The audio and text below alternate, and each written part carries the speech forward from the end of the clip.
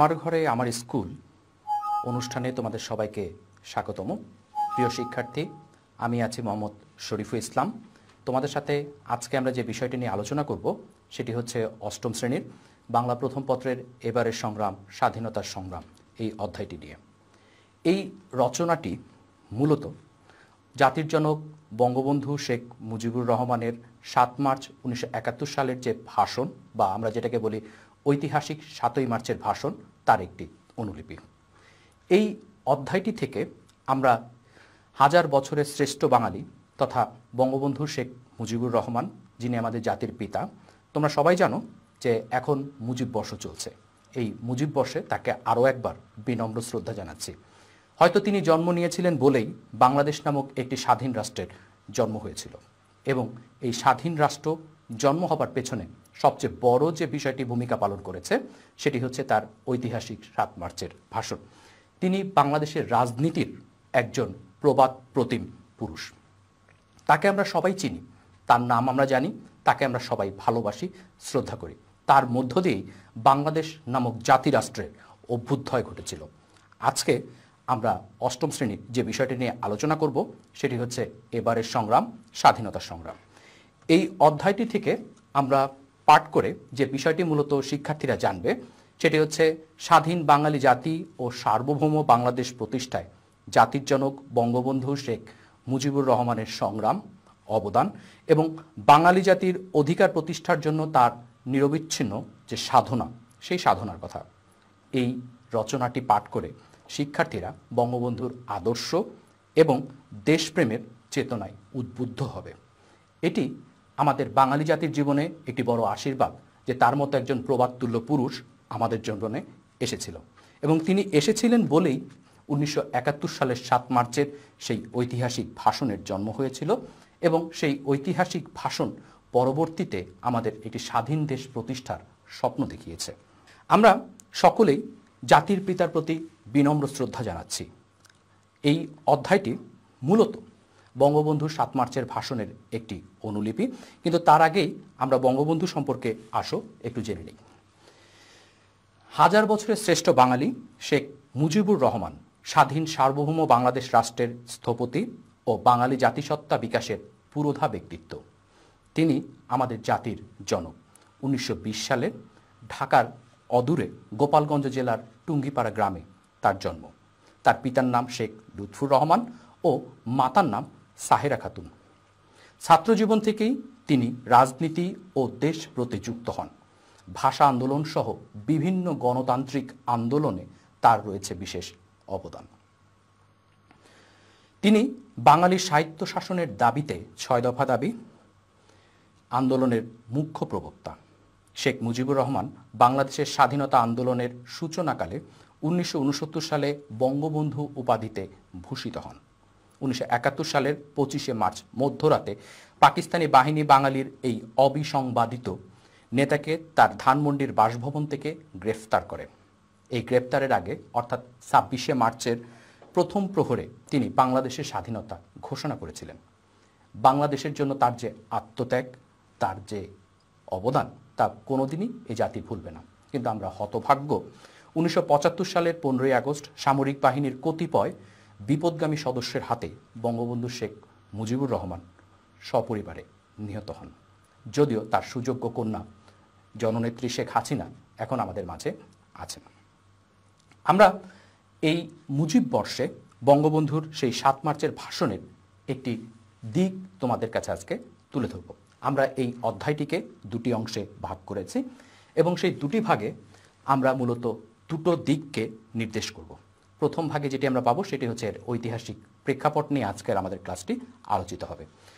1971 সালের 7 মার্চ ঢাকার রেসকোর্সের ময়দানে, যেটা বর্তমানে সরওয়ার্দী উদ্যান নামে পরিচিত, প্রায় 10 লক্ষ লোকের উপস্থিতিতে বঙ্গবন্ধু শেখ মুজিবুর রহমান তার ঐতিহাসিক ভাষণটি দিয়েছিলেন, এবং তার সেই বলিষ্ঠ কণ্ঠের নেতৃত্বে, তার সেই বলিষ্ঠ কণ্ঠের ভাষণ আমাদের বাঙালি জাতি কোনোদিন ভুলতে পারবে না, কারণ এই ভাষণের মধ্য দিয়েই একটি দেশের জন্ম। এই ভাষণের আগে আমাদের একটু কথা বলে নেওয়াটা জরুরি। সেটা হচ্ছে 1969-এর গণ অভ্যুত্থানের পর পাকিস্তানি সামরিক একনায়ক আইয়ুব খান ক্ষমতাচ্যুত হন। এরপর ক্ষমতায় এসে নতুন প্রেসিডেন্ট ইয়াহিয়া খান পাকিস্তানে সাধারণ নির্বাচন দিতে বাধ্য হন, কিন্তু নির্বাচনে বাংলাদেশ আওয়ামী লীগ সংখ্যাগরিষ্ঠ আসন লাভ করলেও বাঙালির হাতে কিন্তু তারা ক্ষমতা বুঝিয়ে দেয়নি। গণতন্ত্রের ধারা অনুসারে পাকিস্তানের শাসনভার পাওয়ার কথা ছিল আওয়ামী লীগের হাতে, অর্থাৎ বাঙালির অবিসংবাদিত নেতা বঙ্গবন্ধু শেখ মুজিবুর রহমানের। কিন্তু পাকিস্তানি শাসক গোষ্ঠী বাঙালির হাতে ক্ষমতা হস্তান্তর না করার ও গণতন্ত্রের হত্যার ষড়যন্ত্রে লিপ্ত হয়। প্রেসিডেন্ট ইয়াহিয়া খান 1971-এর 3 মার্চ ঢাকায় জাতীয় অধিবেশন ডাকেন এবং কোনো রকম পূর্ব ঘোষণা ব্যতি রেখেই তারা 1 মার্চ 1971 সালে সেই 3 মার্চের অনুষ্ঠানটিকে বাতিল করে দেয়, অর্থাৎ জাতীয় অধিবেশন স্থগিত করেন। এই ষড়যন্ত্রমূলক ঘোষণা শুনেই পূর্ব পাকিস্তানের সর্বত্র প্রতিবাদ, বিক্ষোভ ও সমালোচনার ঝড় ওঠে। পদ্মা, মেঘনা, যমুনা, তোমার আমার ঠিকানা, এখানে বাঙালি মূলত যে কথাটি বলতে চেয়েছে, আমরা এক অভিন্ন জাতীয়তাবাদী চেতনায় এখানে এক জায়গায় সমবেত হয়েছি। আমরা স্লাইডে যে জিনিসটি দেখছি সেটি হচ্ছে 1971 সালের 7 মার্চ বঙ্গবন্ধু যখন 10 লক্ষ অধিক জনতার সামনে সেই ঐতিহাসিক 7ই মার্চের ভাষণ দিচ্ছেন। 18 মিনিটের ওই ভাষণে তিনি বাঙালির মুক্তি না হওয়া পর্যন্ত লড়াই করে যাওয়ার ঘোষণা দেন। আবেগে, বক্তব্যে, দিক নির্দেশনায় ওই ভাষণটি ছিল অনবদ্য। বঙ্গবন্ধুর সেই ভাষণটিকে আমেরিকার প্রেসিডেন্ট আব্রাহাম লিঙ্কনের ঐতিহাসিক গেটিসবার্গ ভাষণের সাথে তুলনা করা যায় এবং নিউজউইক পত্রিকা বঙ্গবন্ধুর সেই ভাষণটিকে বাঙালি জাতির জীবনে কবিতার মতো বলেছেন। কারণ বাঙালির রাজনীতিতে বঙ্গবন্ধু কবিতুল্য। রবীন্দ্রনাথ ঠাকুর যেমন সাহিত্যে দৃপ্ত পদচারণা করেছেন, তেমনি বাংলার রাজনীতিতে বাংলার আকাশে তিনি ছিলেন সূর্যের মতো ভাস্বর। আমরা প্রথমেই ভাষণের প্রথম অংশে আছি। ভাইরা আমার, তিনি দুঃখ ভারাক্রান্ত মন নিয়ে আমাদের সামনে উপস্থিত হয়েছিলেন।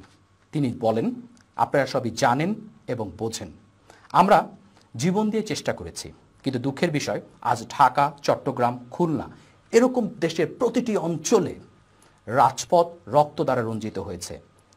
এই রক্তরঞ্জিত রাজপথ থেকে মুক্তি পেতে বাঙালি জাতি কি চায়? মুক্তি চায়। সেই মুক্তির ইঙ্গিত তিনি একেবারে প্রথমেই দিয়েছেন।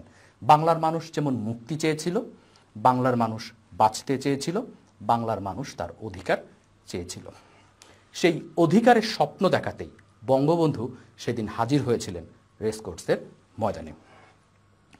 আমরা পরবর্তী স্লাইডে যে বিষয়টি দেখতে পারবো সেটি হচ্ছে তিনি কোনো অন্যায় করেছেন কিনা সেটি বাঙালি জাতির সকলের কাছে জানতে চান। নির্বাচনে 1969-এর যে আইয়ুব খানের পতন, 70-এর নির্বাচন, সেই নির্বাচনে বাংলাদেশ আওয়ামী লীগ সংখ্যাগরিষ্ঠ আসন লাভ করার পরেও তাদের হাতে কিন্তু ক্ষমতা অর্পণ করা হয়নি। তিনি দেশের প্রতিনিধিত্ব করার জন্যই সে জায়গায় গিয়েছিলেন। তিনি বলেন, আমাদের ন্যাশনাল অ্যাসেম্বলি বসবে, আমরা সেখানে শাসনতন্ত্র তৈরি করব, আমরা দেশকে গড়ে তুলব। তাহলে বঙ্গবন্ধু কিন্তু প্রথম থেকেই একটি স্বাধীন দেশ গড়ে তোলার স্বপ্ন দেখেছেন। তিনি চেয়েছেন একটি শাসনতন্ত্র বা সংবিধান। এই সংবিধানের সাথে মানুষের অধিকার, জাতীয়তাবাদী চেতনা সম্পৃক্ত, যে কারণে বঙ্গবন্ধুর সেই শাসনতন্ত্র তৈরি করা এবং মানুষের অধিকার, এই দুটোই খুবই তাৎপর্যপূর্ণ। এদেশের মানুষ অর্থনৈতিক ও রাজনৈতিক মুক্তি তিনি সেই ভাষণে তুলে ধরেছেন। এদেশের মানুষ কিভাবে অর্থনৈতিকভাবে মুক্তি লাভ করবে, কিভাবে রাজনৈতিক ও সাংস্কৃতিক মুক্তি পাবে, তারও একটি দিক চেতনা এখানে ছিল। এখানে আরেকটি বিষয় যেটা গুরুত্বপূর্ণ সেটি হচ্ছে বাঙালির 1947 সালের যে দেশ বিভাগের পরে একটি দীর্ঘ পরিক্রমা বাঙালিকে অতিক্রম করতে হয়, সেটি ছিল 23 বছরের। 1947 থেকে 1971 সাল পর্যন্ত যে 23 বছরের দীর্ঘ পরিক্রমা, এই দীর্ঘ পরিক্রমায় বাঙালিকে অনেক অত্যাচার ও নির্যাতন সহ্য করতে হয়েছে। এই অত্যাচার ও নির্যাতন সহ্য করেই বাঙালি তাদের যে নেতা, সেই নেতার ভাষণ শোনার জন্য 7 মার্চ সেদিন রেসকোর্সের ময়দানে সমবেত হয়েছিল। একটি জিনিস খেয়াল করি, 1952 সালে ভাষা আন্দোলনের মধ্য দিয়ে যার শুরু, 1954 নির্বাচন, যেখানে যুক্তফ্রন্ট বিজয় অর্জন করার পরেও সেখানে গদিতে বা ক্ষমতায় তাদেরকে বসতে দেওয়া হয়নি। 1958 সালে এসে আইয়ুব সরকার ক্ষমতা দখল করেন এবং ক্ষমতা দখল করার পরে দেশে সামরিক শাসন জারি করেন। এরপরে দীর্ঘ পথ অতিক্রম করতে হয়েছে বাঙালি। 1966 সালে 6 দফা আন্দোলন এবং 69-এর গণ আন্দোলনের মধ্য দিয়ে আইয়ুব খানের পতন ঘটে। কিন্তু এই এতগুলো বছর এবং তারপরে 70-এর নির্বাচন, এতগুলো বছর বাঙালি কেবলমাত্র অত্যাচার ও নির্যাতিত হয়েছে। হাজার বছর ধরে বাঙালির যে দাসত্ব, সেই দাসত্ব থেকে মুক্তির স্বপ্ন দেখিয়েছেন জাতির জনক বঙ্গবন্ধু শেখ মুজিবুর রহমান। 1952 সালে রক্ত দিয়েছি। 1954 নির্বাচনে জয়লাভ করেও বাঙালি গদিতে বসতে পারেনি। 1958 সালে আইয়ুব খানের মার্শাল ল জারি এবং 10 বছর পর্যন্ত আমাদেরকে তাদের অধীনস্থ বা গোলাম করে রাখা, এই সব কিছুই বঙ্গবন্ধু তার ভাষণে তুলে ধরেছেন। 1966 সালের 6 দফা আন্দোলন এবং 6 দফা আন্দোলনের জন্য বা সাহিত্য শাসনের জন্য বাঙালির যে দাবি, সেই দাবিতে দেশের মানুষকে রক্তাক্ত করা, এই সব কিছুই বঙ্গবন্ধু সেই আন্দোলনে কথা 7 মার্চের ভাষণে তুলে ধরেন। 1969 সালে আইয়ুব খানের পতন হওয়ার পরে যখন ইয়াহিয়া খান দেশের সরকার হন, তিনি বলেছিলেন যে তিনি দেশের শাসনতন্ত্র দেবেন। কিন্তু বঙ্গবন্ধু তার সাথে দেখা করেছে, দেখা করার পরেও তিনি পাকিস্তান নয়, সমস্ত বাংলাদেশের মেজরিটি পার্টির জননেতা হিসেবে তাকে অনুরোধ করেছিলেন অধিবেশন দিতে। সেই অধিবেশন কিন্তু তিনি দেননি, বরং তাকে বঙ্গবন্ধুর সাথে তিনি বিভিন্নভাবে প্রতারণার আশ্রয় নেন এবং বঙ্গবন্ধু 1971 সালের 7 মার্চ সেই প্রতারণার দিকগুলোকে আমাদের সামনে তুলে ধরেন।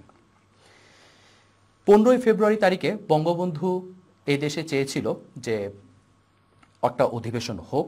ইয়াহিয়া খান সেই অধিবেশন না দিয়ে পরবর্তীতে তিনি যে কাজটি করেন সেটি হচ্ছে ভুট্টো সাহেবের কথা শুনে তিনি সেই অধিবেশন ডাকেন হচ্ছেন মার্চের প্রথম সপ্তাহে। মার্চের প্রথম সপ্তাহে সেই অধিবেশন হওয়ার কথা থাকলেও সেটি কিন্তু শেষ পর্যন্ত হয়নি। 1 তারিখে এসে কোনো রকম ঘোষণা বাদ দিয়েই সেই জিনিসটিকে বন্ধ করে দেওয়া হয়। আমরা এখানে এই স্লাইডটিতে যে বিষয়টি মূলত দেখতে পারবো সেটি হলো যে কয়েকটি ছবির মধ্য দিয়ে আমি তোমাদের কাছে তুলে ধরার চেষ্টা করেছি এই 7 মার্চের ভাষণের যে একটি ঐতিহাসিক প্রেক্ষাপট আছে, সেই ঐতিহাসিক প্রেক্ষাপটটি 1947 সালে ধর্মের নামে দেশ বিভাগ হয়, যেখানে হিন্দু এবং মুসলমানের সংখ্যাগরিষ্ঠতার উপরে পাকিস্তান ও ভারত নামক দুটি জাতিরাষ্ট্রের জন্ম হয়। ধর্ম কখনো একটি জাতির জাতীয়তাবাদ চেতনাকে জাগ্রত করতে পারে না। সেই ভুল ভাঙতে কিন্তু বাঙালির বেশি সময় লাগেনি। 1947 সালে তাদের যে দেশ বিভাগ, 1948 সালের প্রথম দিকে এসেই পাকিস্তানিরা এদেশের সংস্কৃতিতে প্রথম আঘাত হানে বাঙালির ভাষার অধিকার কেড়ে নেওয়ার মধ্য দিয়ে এবং তারা উর্দুকে এদেশের রাষ্ট্রভাষা করতে চায়। এরই প্রেক্ষাপটে 1952 সালে ভাষা আন্দোলন হয়। সেই ভাষা আন্দোলনে বাঙালির আপামর জনতার যে অংশগ্রহণ ছিল তারই ফসল হচ্ছে এই ভাষা। আমরা সগৌরবে আজকে বাংলায় কথা বলতে পারছি, এর পেছনে 1952 সালের যে ভাষা আন্দোলন ছিল সেই ভাষা আন্দোলনের একটি ভূমিকা ছিল। 1954 সালের যে নির্বাচন হয় সেই নির্বাচনে যুক্তফ্রন্ট ক্ষমতায় আসলেও সরকার গঠন করতে সেই অর্থে পারে না, কারণ পাকিস্তানি শাসক গোষ্ঠী তাদেরকে সেটি করতে দেয়নি। পরবর্তীতে যুক্তফ্রন্ট ভেঙে গেলে সেই সরকার গঠনের প্রক্রিয়াও ভেঙে যায়। এখানে একটা জিনিস মনে রাখতে হবে যে আমাদেরকে তারা নানাভাবে চেষ্টা করেছে যেন বাঙালি কোনোভাবেই মাথা তুলে দাঁড়াতে না পারে। বাঙালিকে অবদমিত করে রাখাই ছিল পাকিস্তানি শাসক গোষ্ঠীর একটি উদ্দেশ্য। 1958 সালে আইয়ুব খান এদেশে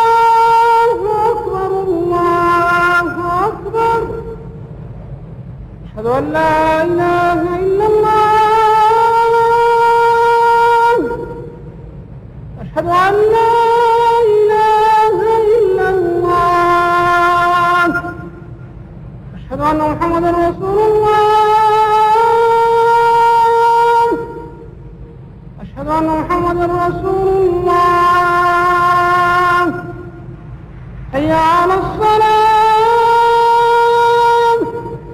حي على الصلاة حي على الفلاح حي على الفلاح الله أكبر الله أكبر لا إله إلا الله.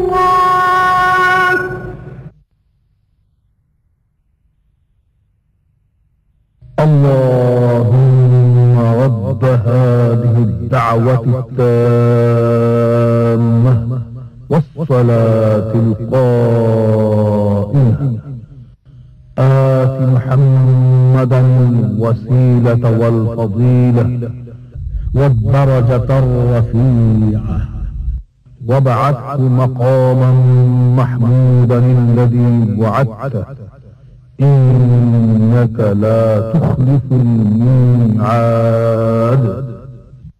হে আল্লাহ, এই পরিপূর্ণ আহ্বান ও শাশ্বত নামাজের তুমি প্রভু।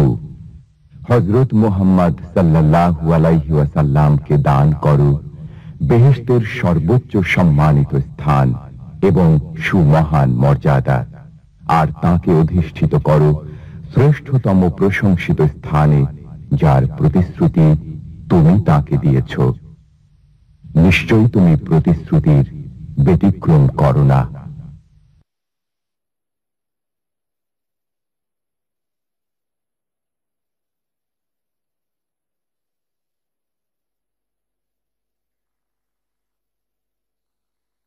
নির্যাতনের শিকার হতে হয়।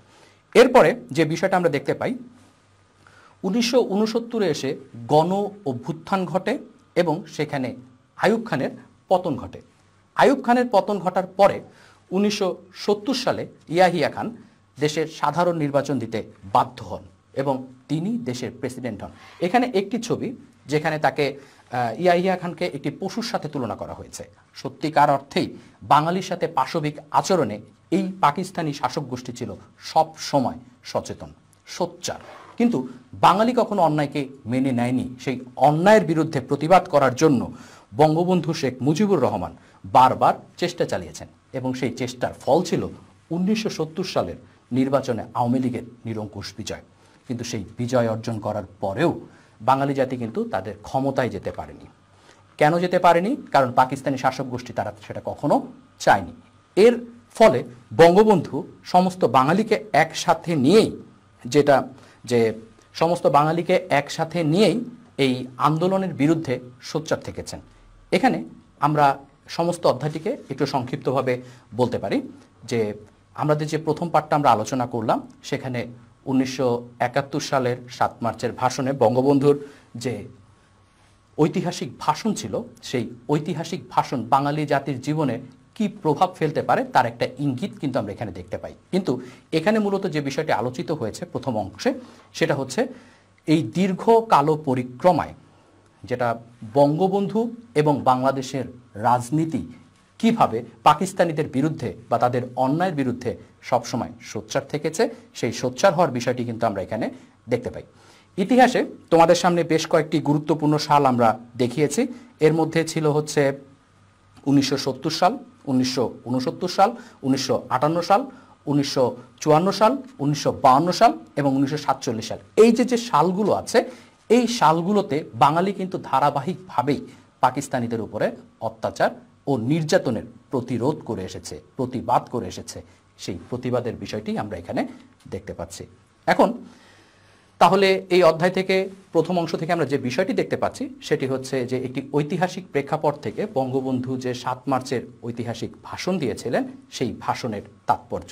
এবং তোমাদের একটি ছোট্ট বাড়ির কাজ আগামী ক্লাসের জন্য আমরা দিচ্ছি, সেটা হচ্ছে ইতিহাসের এই যে গুরুত্বপূর্ণ সালগুলো আমরা আলোচনা করলাম, এর উপরে তোমরা 5টি করে তথ্য সন্নিবেশিত করে তোমাদের খাতায় একটি ইনফরমেশন চার্ট তৈরি করবে এবং সেটি তোমাদের যখন স্কুল খুলবে তখন তোমরা তোমাদের শিক্ষককে দিয়ে সেটাকে দেখে নেবে এবং তার মতামত, তার পর্যালোচনা সেখানে তোমরা সন্নিবেশিত করবে। আমরা জানি যে এই 7 মার্চ বাঙালি জাতির জীবনে একটি ঐতিহাসিক দিন এবং এই দিনটি আমাদেরকে নতুনভাবে বাঁচার, নতুন একটি দেশ দেখার স্বপ্ন দেখিয়েছিল। আমার এই ক্লাসটি যদি তোমাদের ভালো লেগে থাকে, তোমরা অবশ্যই আমার ঘরে আমার স্কুলের ফেসবুক পেজ এবং ওয়েব পেজে গিয়ে তোমরা এই ক্লাসটি আবার দেখতে পারবে। এবং তোমাদের যদি এই ক্লাস সম্পর্কিত কোনো মতামত থাকে, সেই মতামতটিকে তোমরা অবশ্যই এখানে দেওয়া যে লিঙ্ক আছে সেই ইমেইল লিঙ্কে তোমরা তোমাদের মতামত পেশ করবে। ধন্যবাদ সবাইকে আমাদের সাথে থাকার জন্য।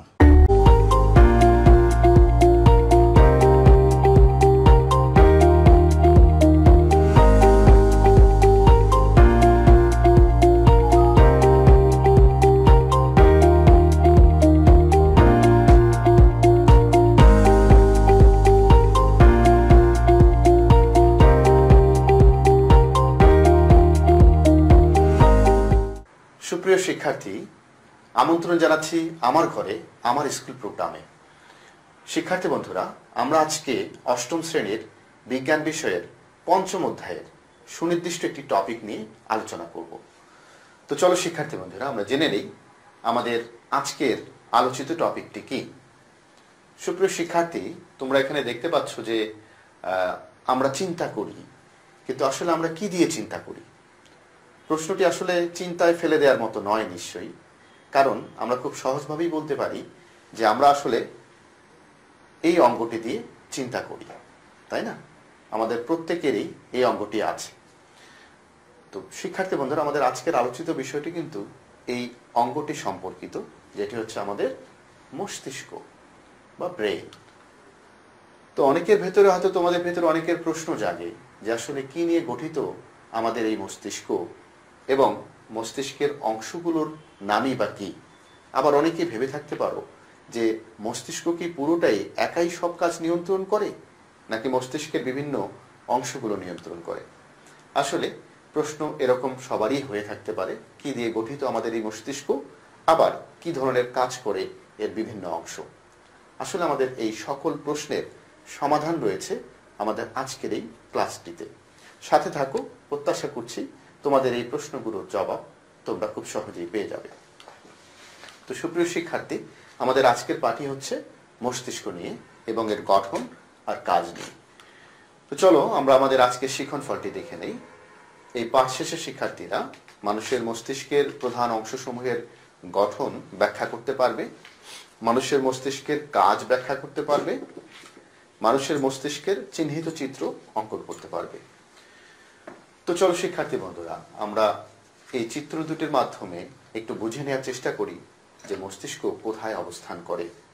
আমরা জানি যে আমাদের মাথায় মস্তিষ্কের অবস্থান। তো মাথার কোন জায়গায়?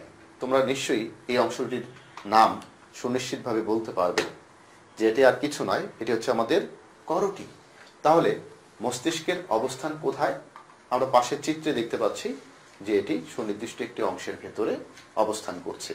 এটি আসলে করোটির অভ্যন্তরে অবস্থান করে। তাহলে কেউ যদি প্রশ্ন করে যে মস্তিষ্কের অবস্থান কোথায়, আমরা কি সহজে বলতে পারবো না? নিশ্চয়ই বলতে পারবো, মস্তিষ্ক করোটির অভ্যন্তরে অবস্থান করে। কিন্তু প্রশ্ন আরেকটি হলো যে মস্তিষ্কের বাইরের দিকে কি কোনো কাভারিং রয়েছে? থাকলে আমরা তাকে কি বলি? বা মস্তিষ্কের যে আবরণ থাকে, মস্তিষ্ক যা দ্বারা আবৃত, তাকে আমরা কি বলি? তার গঠনই বা কি রকম? আসলে মস্তিষ্কের এই আবরণকে বলি আমরা মেনিনজেস। আর এটাও মনে রাখা জরুরি, এই মেনিনজেস বা মস্তিষ্কের আবরণী যদি কোনো রোগাক্রান্ত হয়, তাহলে আমরা সেই রোগকে নাম দিয়েছি মেনিনজাইটিস। তাহলে শিক্ষার্থী বন্ধুরা, আমরা দেখলাম যে মস্তিষ্ক মেনিনজেস নামক এক ধরনের আবরণী দ্বারা আবৃত। তো আমরা যদি এখানে দেখি যে এটি হচ্ছে আমাদের মস্তিষ্ক, এবং এই মস্তিষ্কের এই আবরণীটি বা মস্তিষ্কের চারদিকে কিভাবে কাভারিং করে রাখে আমাদের বিভিন্ন অংশগুলো। মস্তিষ্কের একেবারে বাইরের অংশ ত্বক, এবং এর পরের অংশ থাকে হলো অ্যাপোনিউরোসিস, এর পরের অংশটি হলো অ্যাপোনিউরোসিস, এর পরের অংশটি হলো পেরিওস্টিয়াম, কারণ আমরা জানি যে বোনসের বাইরের দিকের আবরণ পেরিওস্টিয়াম। এরপর থাকে হলো বোনস বা অস্থি বা করোটি, এটি আমাদের মস্তিষ্ককে সংরক্ষণ করার কাজে ব্যবহৃত হচ্ছে। এরপরে হলো মস্তিষ্কে যে মেনিনজেস, এটি আসলে তিনটি অংশ নিয়ে গঠিত। তো মস্তিষ্কের মেনিনজেস নামক সুদৃঢ় মজবুত আবরণ দ্বারা আবৃত থাকে, এবং মেনিনজেসের মধ্যে আলাদা আলাদা তিনটি ঝিল্লি বা পর্দা দ্বারা গঠিত অবস্থা থাকে। একেবারে বাইরের দিকে যেটা, সেটার নাম দিয়েছি আমরা ডুরা ম্যাটার। এর পরের অংশটাকে বলেছি আমরা অ্যারাকনয়েড ম্যাটার। এর পরের অংশটার নাম বলেছি আমরা পায়া ম্যাটার। তাহলে এই তিনটি অংশ নিয়ে বা তিনটি আলাদা ঝিল্লি নিয়ে মেনেঞ্জেস তৈরি। মনে রাখতে হবে মেনেঞ্জেসের এই তিনটি অংশের নাম হচ্ছে ডুরা ম্যাটার, অ্যারাকনয়েড ম্যাটার এবং পায়া ম্যাটার। আমরা সুস্পষ্টভাবে একটি মানুষের মেনেঞ্জেস, মস্তিষ্কের আবরণী বা মেনেঞ্জেসের এই তিনটি অংশ দেখতে পাচ্ছি। তো শিক্ষার্থী বন্ধুরা, এই মস্তিষ্ক আসলে প্রধানত কতটি অংশ নিয়ে গঠিত? আমাদের ব্রেইন বা মস্তিষ্ক প্রধানত তিনটি অংশ নিয়ে গঠিত। একটি হচ্ছে অগ্র মস্তিষ্ক বা গুরু মস্তিষ্ক। এটির আবার কিছু অংশ থাকে যেমন সেরেব্রাম, থ্যালামাস, হাইপোথ্যালামাস। আরেকটি অংশকে বলেছি আমরা মধ্য মস্তিষ্ক। এর অবস্থান আমরা দেখতে পাচ্ছি, এটি হচ্ছে মধ্য মস্তিষ্ক। মধ্য মস্তিষ্ক আবার অনেকগুলো অংশ থাকে, সেরেব্রাম, পেডাঙ্কাল, কর্পোরা কোয়াড্রিজামিনো, সেরেব্রাল একুইডাক, এই ধরনের অংশগুলো রয়েছে। তো তোমাদের পাঠ্য বইটিতে মধ্য মস্তিষ্কের শুধুমাত্র মধ্য মস্তিষ্ক কোন অংশে গঠিত, কোন জায়গায় অবস্থান, সে বিষয়টি দেয়া হয়েছে। আর আমরা একটা অংশ দেখতে পাচ্ছি যে পশ্চাৎ মস্তিষ্ক। তাহলে পশ্চাৎ মস্তিষ্ক বা লঘু মস্তিষ্ক থেকে বলেছি আমরা, এটিও কয়েকটি অংশ নিয়ে গঠিত, যেমন সেরেবেলাম, মেডুলা অবল্যাঙ্গাটা এবং পন্স। তো চলো শিক্ষার্থী বন্ধুরা, আমরা প্রত্যেকটি অংশ নিয়ে আলাদা করে আলোচনা করি এবং দেখি প্রত্যেকটি অংশ কিভাবে গঠিত আর কি কাজ করে। আমরা এখানে দেখতে পাচ্ছি যে অগ্র মস্তিষ্ক, যাকে আমরা গুরু মস্তিষ্ক বলে থাকি। অগ্র মস্তিষ্কের মধ্যে বিভিন্ন অংশ আমরা দেখতে পাচ্ছি। এর মধ্যে হচ্ছে অগ্র মস্তিষ্কের সবচেয়ে যে বড় অংশটি, এটি হচ্ছে সেরেব্রাম। তাহলে এই সেরেব্রামটি আবার কিছু অংশ নিয়ে গঠিত, সেটি আমরা একটু পরেই দেখব। তো এর বাইরে আছে হলো হাইপোথ্যালামাস। আমরা অবস্থানটুকু জেনে নিই, এটা হচ্ছে হাইপোথ্যালামাস। হাইপোথ্যালামাসের সাথে আবার পাশে উপরের দিকে এখানে থ্যালামাস অবস্থান করছে। আমরা আবার এই প্রত্যেকটি অংশকেই আলাদা করে দেখি যে এদের গঠনটা কিরকম। তবে মস্তিষ্কের প্রধানত আমরা তিনটি অংশ দেখলাম। অগ্র মস্তিষ্কের প্রধানত আমরা তিনটি অংশ দেখলাম। এই তিনটি অংশ হচ্ছে সেরেব্রাম, থ্যালামাস, হাইপোথ্যালামাস। সেরেব্রামটা আসলে একেবারে মস্তিষ্ককে বাইরে থেকে দেখলে যে অংশটা দেখে মনে হয় যেটা মস্তিষ্ক, ঠিক এই বাহ্যিক গঠন দেখেই মনে হয় যে এই মস্তিষ্কের গঠনটা কেমন, সেটি আসলে সেরেব্রাম। তাহলে মস্তিষ্কের প্রায় 80% অংশ গঠন করে কে? সেরেব্রাম। এবং দুটি বড় ও কুণ্ডলী পাকানো খাঁজ বিশিষ্ট আর খণ্ড দুটিকে সেরেব্রাল হেমিস্ফিয়ার বলা হয়। পাশাপাশি যে দুটো খণ্ড আমাদের মস্তিষ্কের একেবারেই বাইরের, বারবার বলছি যে বাইরের দিক থেকে মস্তিষ্ককে দেখলে যেটা মনে হয় সেই অংশটাই কিন্তু আসলে সেরেব্রাম। তাহলে এই সেরেব্রামটা আরেকটা নামে মানে পরিচিত, এখানে বলা হয়েছে যে সেরেব্রাল হেমিস্ফিয়ার। তাহলে এটা হচ্ছে ডান সেরেব্রাল হেমিস্ফিয়ার, ডান দিকে যেটা, আর বাম দিকে যেটা থাকে সেটা হচ্ছে বাম সেরেব্রাল হেমিস্ফিয়ার। তো আমরা এখানে চিত্রে আরো দেখতে পাচ্ছি যে খণ্ড দুটিকে কর্পাস ক্যালোসাম দিয়ে যুক্ত অবস্থায় থাকে।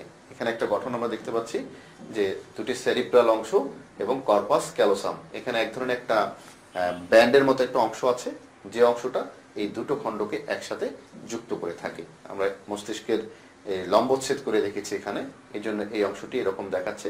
এর পাশে আরেকটি খণ্ড ঠিক এভাবে যুক্ত অবস্থায় থাকবে।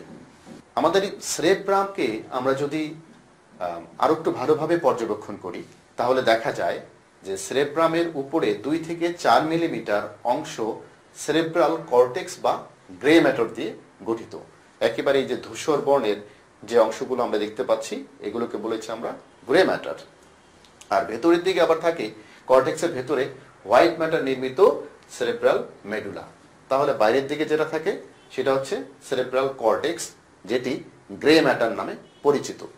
বাইরের অংশটাকে বলেছি আমরা কর্টেক্স, আর ভেতরের অংশটাকে বলেছি আমরা মেডুলা। তাহলে এখানে আমরা দেখতে পাচ্ছি যে হোয়াইট ম্যাটার নির্মিত যে অংশটা সেটি হচ্ছে মেডুলা। কর্টেক্সের মধ্যে আমরা কর্টেক্সের মধ্যে যে বাইরের দিকে তো কর্টেক্স, তাহলে কর্টেক্সের যে উঁচু স্থান সমূহ এটাকে আমরা নাম দিয়েছি হলো জাইরাস। তো মস্তিষ্কের যে খাঁজ বিশিষ্ট উঁচু স্থানগুলো থাকে, এই উঁচু স্থানগুলোর নাম দিয়েছি আমরা হলো জাইরাস। আর যে নিচু স্থানগুলো থাকে, এই যে নিচু নিচু নিচু যে স্থানগুলো এখানে দেখতে পাচ্ছি আমরা, এই নিচু স্থানগুলোকে আমরা বলেছি হলো সালকি।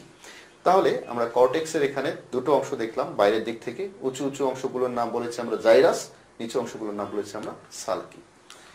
আসলে এই সেরেব্রাম আরো কতগুলো খণ্ড নিয়ে গঠিত। আমাদের করোটির যে খণ্ডগুলো আছে এই খণ্ডগুলো নিয়ে সেরেব্রাম আসলে 6টি খণ্ড নিয়ে গঠিত, তোমরা এখানে দেখতে পাচ্ছ। শিক্ষার্থী বন্ধুরা, তোমরা যখন আরো বড় ক্লাসে উঠবে তখন এই সংক্রান্ত বা এই খণ্ডগুলো সংক্রান্ত আলোচনা তোমরা সেখানে দেখতে পাবে। শুধু এখন জেনে রাখো যে আমাদের এই সেরেব্রাম কয়েকটি খণ্ডে বা লোবে বিভক্ত। এরপর হচ্ছে থ্যালামাস। আমরা দেখতে পাচ্ছি যে মস্তিষ্কের অগ্র মস্তিষ্কের একটি অংশ হচ্ছে কি থ্যালামাস, এবং সেরেব্রামের নিচের দিকে মেডুলা সংলগ্ন দুটি ক্ষুদ্র এবং ডিম্বাকৃতির যে অংশ, এটার নাম বলেছি আমরা থ্যালামাস। তো গ্রে ম্যাটার দিয়ে গঠিত অংশ হচ্ছে থ্যালামাস। থ্যালামাসটা কি দিয়ে গঠিত? গ্রে ম্যাটার দিয়ে গঠিত। যদিও এটা ভেতরের অংশ, তারপর এটি গ্রে ম্যাটার নির্মিত। প্রতিটি থ্যালামাসের দৈর্ঘ্য হচ্ছে 4 সেন্টিমিটার। একটি স্নায়ুরজ্জুর যোজক দ্বারা এরা পরস্পর সংযুক্ত অবস্থায় থাকে। যেহেতু আমরা দেখলাম যে দুটি থ্যালামাস অংশ কয়টি থাকে? দুটি থাকে, ডিম্বাকৃতির অংশ। এরপরে অংশটুকুর নাম জানি আমরা হাইপোথ্যালামাস। এটিও আমরা আলোচনা করছি যে অগ্র মস্তিষ্কের বিভিন্ন অংশ নিয়ে। তো হাইপোথ্যালামাস কি কাজ করে? এটি থ্যালামাসের ঠিক নিচে অবস্থিত, গ্রে ম্যাটারে নির্মিত এবং অনেকগুলো পৃথক অঞ্চলে বিভক্ত অবস্থায় থাকে। হাইপোথ্যালামাস একটি সূক্ষ্ম অংশের সাহায্যে পিটুইটারি গ্রন্থির সাথে যুক্ত থাকে। তোমরা জানো আমরা আমাদের দেহের গ্রন্থি রাজ বা মাস্টার গ্ল্যান্ড বলে থাকি পিটুইটারি গ্রন্থিকে। এখানে তোমরা দেখতে পাচ্ছ ছোট্ট একটি গ্রন্থি, যাকে দেখতে মটর দানার মতো একটা গ্রন্থি। এই গ্রন্থিটাই কিন্তু আমাদের বডির সব গ্রন্থি কাজগুলোকে নিয়ন্ত্রণ করে, সব ধরনের হরমোন ক্ষরণকে নিয়ন্ত্রণ করে। প্রিয় শিক্ষার্থী, আমরা এবার দেখতে পাচ্ছি যে আমাদের মস্তিষ্কের 2 নম্বর খণ্ডটি বা অংশটি, সেটি হচ্ছে মধ্য মস্তিষ্ক। আমরা চিত্রে এখানে দেখতে পাচ্ছি যে আমাদের মধ্য মস্তিষ্কের অবস্থাটি ঠিক এখানে, এবং মধ্য মস্তিষ্ক আরো অনেকগুলো অংশ নিয়ে গঠিত। তো মধ্য মস্তিষ্ক মোটামুটি 3টি প্রধান অংশ নিয়ে গঠিত। ঠিক বলেছি আমরা, সেরেব্রাল পেডাঙ্কল, কর্পোরা কোয়াড্রিজেমিনা এবং সেরেব্রাল অ্যাকুইডাক্ট। আমি আগেই বলেছি এই অংশগুলোর বিস্তারিত আলোচনা তোমরা তোমাদের পরবর্তী শ্রেণীতে আর উচ্চ শ্রেণীতে পাবে। আপাতত আমরা জেনে রাখি যে আমাদের এখানে পশ্চাৎ মস্তিষ্ক এবং অগ্র মস্তিষ্ক এর মধ্যবর্তী জায়গায় মধ্য মস্তিষ্কের অবস্থান, ঠিক কর্পাস ক্যালোসামের একটু নিচের দিকে, এবং মেডুলা অবল্যাঙ্গাটা আর হলো পন্স এর ঠিক উপরের দিকে এই মধ্য মস্তিষ্কটা অবস্থিত। সুপ্রিয় শিক্ষার্থী, এবার আমরা জেনে নেই আমাদের মস্তিষ্কের যে লাস্ট অংশটি অর্থাৎ পশ্চাৎ মস্তিষ্ক নিয়ে। এটি মস্তিষ্কের পশ্চাৎ অংশ এবং 3টি প্রধান অংশের সমন্বয়ে গঠিত। তোমরা এখানে দেখতে পাচ্ছ যে এখানে আলাদা কালার করা যে অংশগুলো অর্থাৎ পন্স, সেরেবেলাম এবং মেডুলা অবল্যাঙ্গাটা, এই 3টি প্রধান অংশ নিয়ে আবার পশ্চাৎ মস্তিষ্ক গঠিত। তো সেরেবেলাম আমরা দেখতে পাচ্ছি যে পশ্চাৎ মস্তিষ্কের সবচেয়ে বড় অংশ, যা সেরেব্রাল হেমিস্ফিয়ারের নিচে অবস্থিত। চিত্রে তোমরা দেখতে পাচ্ছ এই অংশটির নাম হচ্ছে সেরেবেলাম। কুণ্ডলীকৃত 2টি সমগোলার্ধে গঠিত। গোলার্ধ দুটি ভার্মিস নামে একটি ক্ষুদ্র যোজকের সাহায্যে পরস্পর যুক্ত অবস্থায় থাকে। তো এই অংশটির নাম হচ্ছে সেরেবেলাম। এরপর আমরা দেখতে পাচ্ছি যে এখানে 2টি অংশ, একটি পন্স এবং মেডুলা অবল্যাঙ্গাটা। আমরা এখন আলোচনা করছি মেডুলা অবল্যাঙ্গাটা নিয়ে, যে পন্সের নিচের কিনারা ঘেঁষে প্রসারিত এই অংশটি হচ্ছে পন্স, যার নিচের কিনারা ঘেঁষে প্রসারিত অনেকটা পিরামিড আকৃতির একটি দণ্ডাকার অংশ, যার নাম হচ্ছে মেডুলা অবল্যাঙ্গাটা। তো মেডুলা অবল্যাঙ্গাটা কি করে? করোটিক স্নায়ুর উৎপত্তি স্থল হিসেবে কাজ করে এবং সংশ্লিষ্ট স্নায়ুর কাজ নিয়ন্ত্রণ করে। এখান থেকে যে স্নায়ুগুলো বেরিয়ে যায় সেগুলোর কাজ নিয়ন্ত্রণ করে। তো প্রিয় শিক্ষার্থী, আমরা এবার দেখতে পাচ্ছি যে এখানে আরেকটি সুনির্দিষ্ট গঠন, এই অংশটি আসলে ভিন্ন রং দিয়ে একটু হাইলাইট করা হয়েছে, যাকে আমরা বলছি পন্স। আমরা জানি যে মেডুলা অবল্যাঙ্গাটা ঠিক উপরের অংশটির নাম হচ্ছে পন্স, এবং মেডুলা অবল্যাঙ্গাটার উপরের অংশের বেজে অবস্থিত আড়াআড়ি স্নায়ুতন্তু নির্মিত একটি পুরু ব্যান্ড, যাকে বলেছি আমরা পন্স। তো সুপ্রিয় শিক্ষার্থী, আমরা জানলাম যে আমাদের 3টি প্রধান অংশ মস্তিষ্কের বিভিন্ন অংশগুলো নিয়ে গঠিত, অগ্র বা গুরু মস্তিষ্ক, মধ্য মস্তিষ্ক এবং পশ্চাৎ বা লঘু মস্তিষ্ক।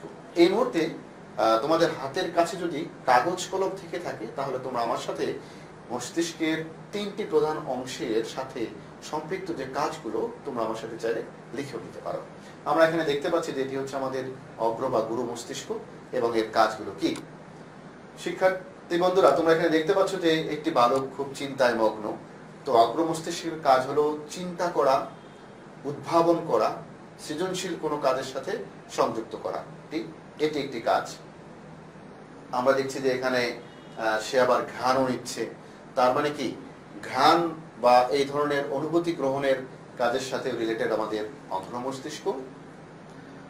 আবার আমরা দেখতে পাচ্ছি যে একজন খুব চিন্তা করে কিছু একটা লিখছে, পরীক্ষার মধ্যে কোনো কিছু লিখছে, তার মানে সে সৃজনশীল কিছু কাজের সাথে রিলেটেড। আমরা আগেও বলেছি এই ধরনের কাজগুলোর সাথে সম্পৃক্ত হচ্ছে আমাদের অগ্র মস্তিষ্ক বা গুরু মস্তিষ্ক।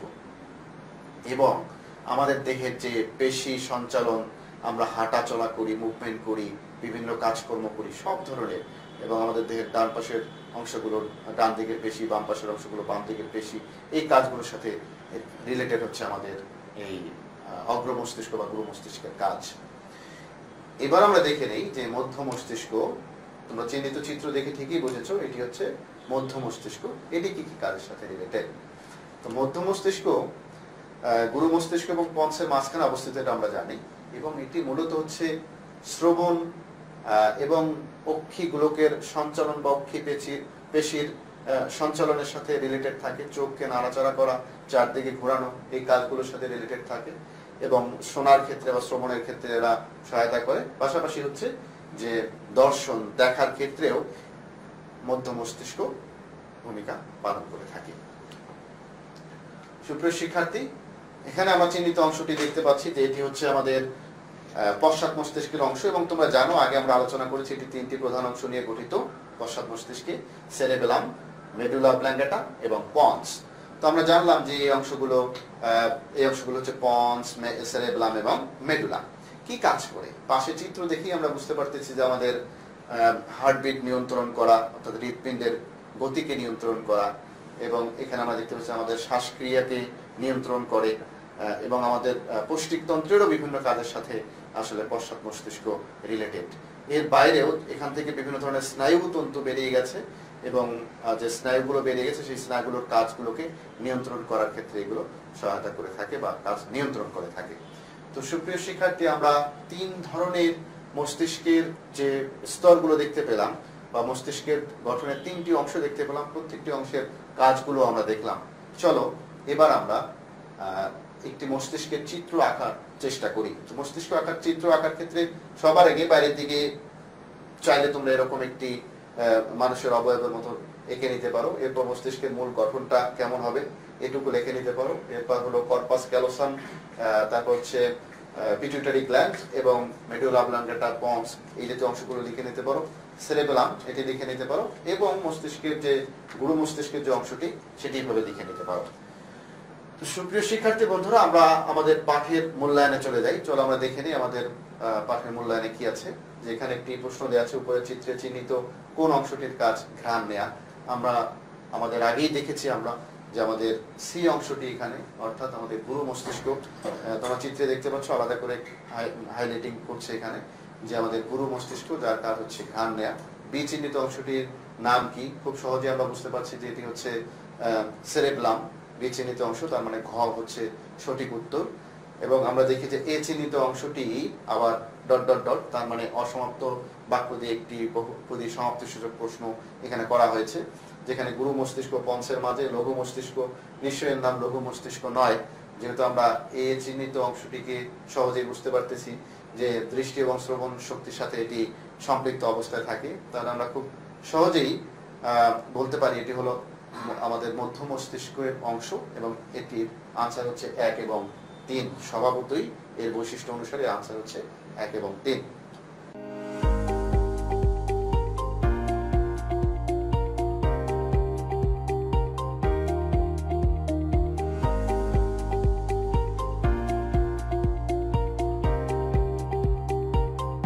এরপর আমরা দেখে নেই যে আমরা এখানে তিনটি চিত্র দেখতে পাচ্ছি। একটি হলো ঘ্রাণ নেওয়া হচ্ছে, আর একটি হলো শ্বাসক্রিয়াটা দেখানো হচ্ছে, এবং আরেকটি আমরা দেখতে পাচ্ছি যে মানুষের চলাফেরা বা পেশি, অস্থি পেশির সঞ্চালন, এই বিষয়গুলো লক্ষ্য করা হচ্ছে। তোমরা নিশ্চয়ই এইগুলোর উত্তর নিজেরা পাঠের আলোচনা থেকে দিতে পারবে। তারপরে তোমরা বইয়ের সহায়তা নিয়ে এই কাজগুলোর উত্তর তোমরা রেডি করবে, এবং আমি প্রত্যাশা করছি যে আজকের আলোচনায় খুব সহজেই এই উত্তরগুলো তোমাদের জানা হয়ে গেছে।